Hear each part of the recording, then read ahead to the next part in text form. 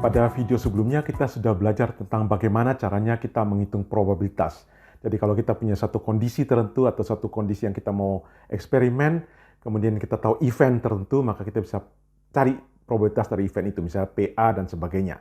Kita juga sudah belajar tentang rule-rule daripada probabilitas. Kita sudah lihat beberapa contoh bagaimana kita bisa menghitung probabilitas dari event apa dan sebagainya, apakah mutually exclusive, apakah collectively exhaustive, dan sebagainya.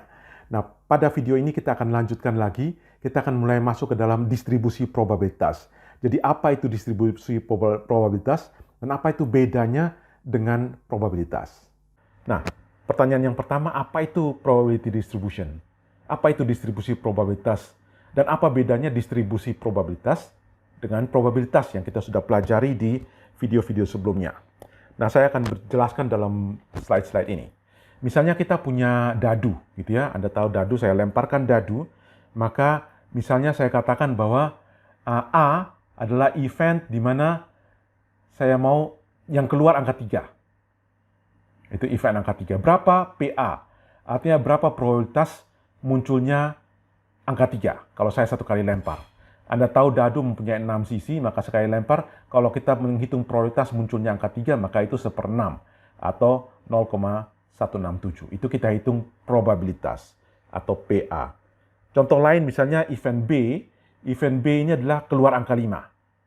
Kita tahu kemungkinan juga 1/6, maka PB juga 0,167. Ini probabilitas. Jadi semua yang kita hitung sini adalah probabilitas dari event yang kita cari, gitu ya.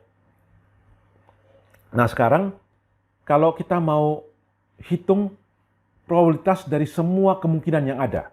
Nah, kalau kita melempar dadu satu kali, kemungkinannya cuma ada 6 kemungkinan ini.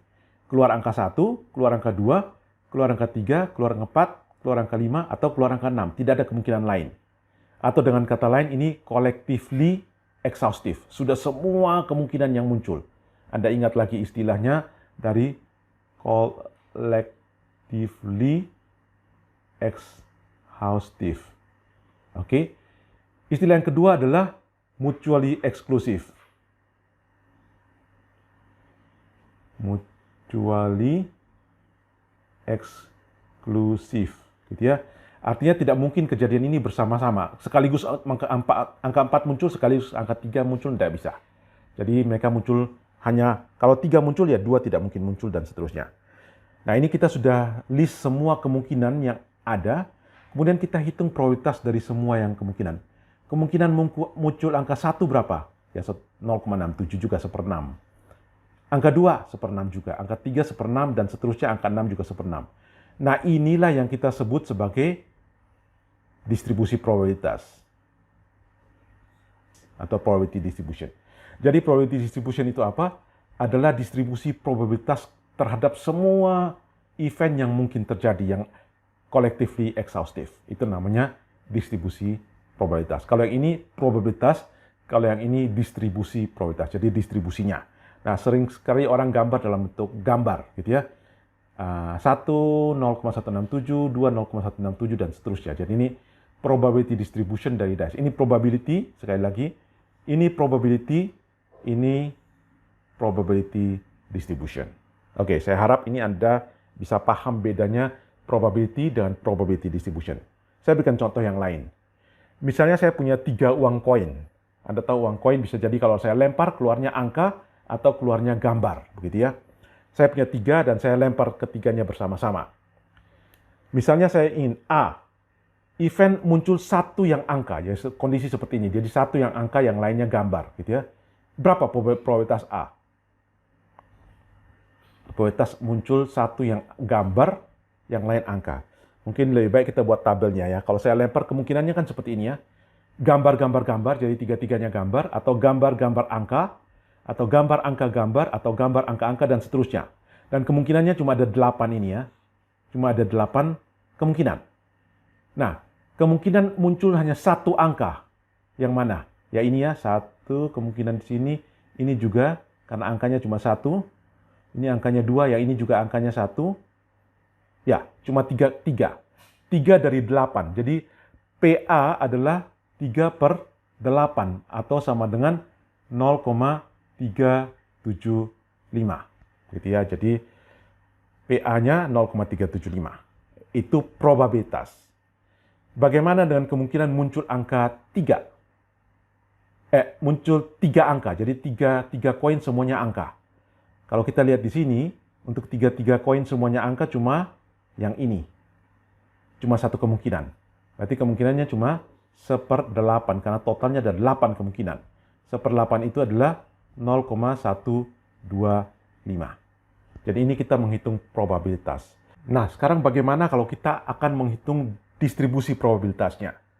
Maka, seperti ini.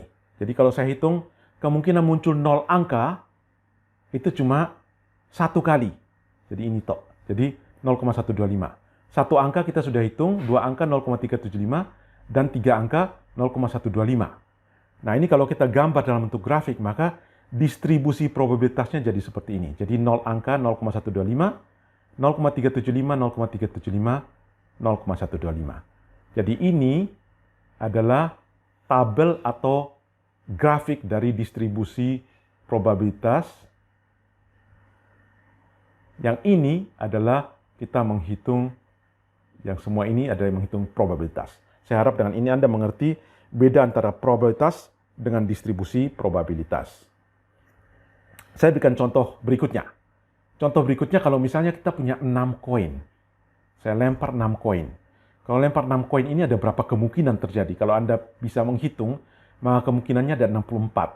Mulai dari semua angka, satu yang angka, dan sebagainya sampai semuanya gambar. Ada 64 kemungkinan. Nah, kalau kita hitung distribusi probabilitasnya, maka akan muncul seperti ini. Kemungkinan distribusi probabilitas untuk angka 0, probabilitas angka 0 adalah ini. 1 dan seterusnya.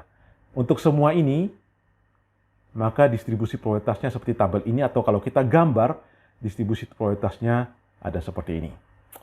Nah, Anda tahu ini karena kemungkinannya cuma 0, 1, 2, 3, 4, 5, 6 gitu ya. Kalau kita dalam kasus yang lain, bukan kasus lempar koin, tapi kasus lain, maka ini jadi banyak sekali kemungkinan, maka nanti akan timbul dalam bentuk kurva. Jadi bentuk kurva seperti ini.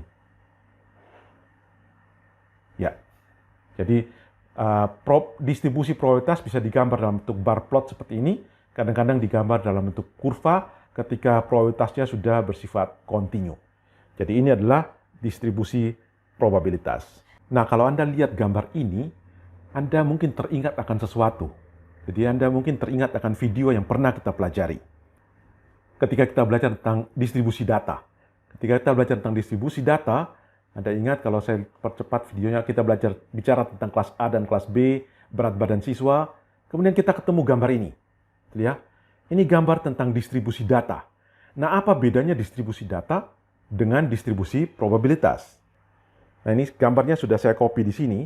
Ini gambar distribusi data dari yang video-video sebelumnya. Ini gambar distribusi probabilitas yang tadi. Anda bilang, oh ini warna ungu, ini warna biru. Oh, itu cuma masalah warna. Yang ini rapat-rapat, ini jarak, itu tidak masalah. Ini bisa diplot juga dalam bentuk yang rapat-rapat. Kalau angka di sini sudah kontinu, ini angkanya masih diskrit ya. 0, 1, 2, 3. Kalau angkanya sudah kontinu, tampilannya akan sama seperti ini persis. Apa bedanya? Bedanya di sini. Yang ini adalah frekuensi pemunculan. Jadi misalnya yang berat 35 kg muncul 200 sekian kali. Sedangkan di sini sumbu Y-nya ini adalah probabilitasnya. Jadi beda. Ini frekuensi banyak kali muncul, datanya banyak kali muncul, di sini adalah probabilitasnya. Di sini adalah data. Sedangkan di sini adalah probabilitas atau kemungkinan. Jadi beda ya. Ini isinya adalah data, di sini adalah probabilitas. Bedanya di situ. Nah, dari beda itu maka akan timbul beberapa hal. Anda ingat waktu kita menghitung ini, kita sebut tentang adanya distribusi normal, betul ya? Kemudian ada yang skew ke kiri, ada yang skew ke kanan, dan sebagainya. Di sini pun akan sama. Distribusi probabilitas itu bisa juga probabilitas yang mempunyai distribusi yang normal, jadi normal begini ya, atau skew ke kanan, atau skew ke kiri, dan sebagainya. Jadi kondisi ini sama, cuma bedanya di sini distribusi data, ini distribusi probabilitas. Distribusi data bisa skew distribusi probabilitas juga bisa skew. Itu bedanya. Itu masih kesamaannya. Bedanya apa? Bedanya kalau ini kita jumlahkan semua, atau yang ini biru ini kita jumlahkan semua, totalnya sama dengan 1. Karena total probabilitas sama dengan 1. Anda coba jumlah ini ya, 0, sekian dari tabel yang tadi, ya ini, angka-angka ini semua kalau kita jumlahkan pasti hasilnya 1. Demikian juga angka-angka di sini kalau kita jumlahkan pasti 1. Jadi distribusi probabilitas kalau kita jumlahkan 1. Sedangkan distribusi data kalau kita jumlahkan pasti bukan 1, tetapi total jumlah data. Jadi itu bedanya. Kalau distribusi probabilitas jumlahnya 1, distribusi data bukan jumlah 1. Ada satu hal yang akan saya perkenalkan lagi, yaitu ketika kita belajar distribusi data, Anda masih ingat kita belajar tentang rata-rata. Kalau kita pakai simbol X, maka rata-rata kita pakai simbol X bar, gitu ya. Kemudian kita ada juga, atau min rata-rata ya, variance. Variance kita simbolnya adalah S kuadrat. Ini variance. Kemudian kita ada standar deviasi. Deviasi, pakai simbol S. Nah, kalau dalam probabilitas, simbolnya berubah. Jadi, kalau ini, saya di sini aja, rata-rata, standar deviasi. Dalam data, distribusi data, ini kita pakai simbol X bar, ini kita pakai simbol S. Ini distribusi data. Sedangkan dalam distribusi probabilitas, ini kita pakai simbol mu.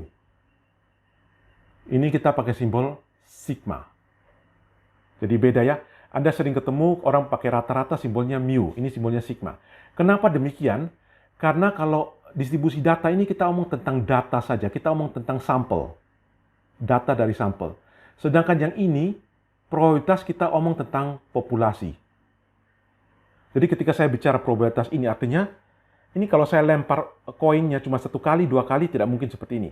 Tapi kalau saya lempar koinnya 1000 kali, maka hasilnya akan lebih mendekati seperti ini. Kalau saya lempar koinnya 1.000.000 kali, maka akan mirip seperti ini, makin sama. Artinya semakin saya mendekati populasi, maka distribusinya akan seperti ini. Sehingga distribusi dari probabilitas atau distribusi dari populasi, rata-ratanya kita pakai simbol mu. Ini bacanya gitu, ini bacanya sigma. Gitu ya. Jadi rata-rata dari populasi atau distribusi probabilitas kita sebut mu.